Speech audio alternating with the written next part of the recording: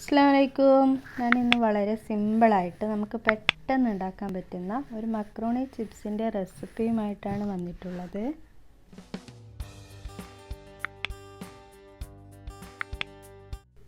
അതിനായി ഞാനിവിടെ മക്രോണി വേവിച്ച് വെച്ചിട്ടുണ്ട്. അതിലോട്ട് 2 ടേബിൾ സ്പൂൺ മൈദ ചേർക്കുക. ഇനി 2 ടേബിൾ സ്പൂൺ കോൺഫ്ലവർ കൂടി ചേർത്ത് ഇത് നന്നായി മിക്സ് ചെയ്തെടുക്കുക.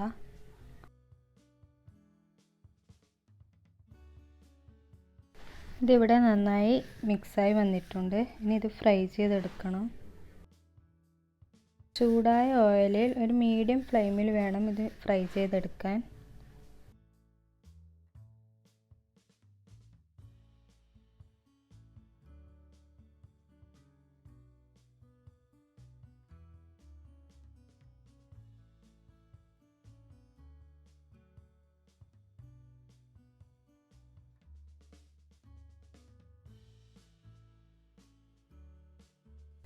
ഇത് ഏകദേശം ഇവിടെ റെഡി ആയിട്ടുണ്ട്.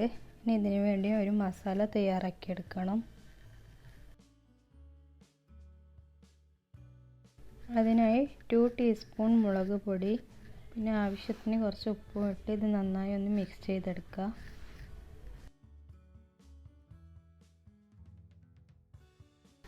ഇനി ഫ്രൈ ചെയ്ത മക്രോണിയിൽ ഇത് കുറച്ചായിട്ട് നന്നായി മിക്സ് ചെയ്തെടുക്കുക.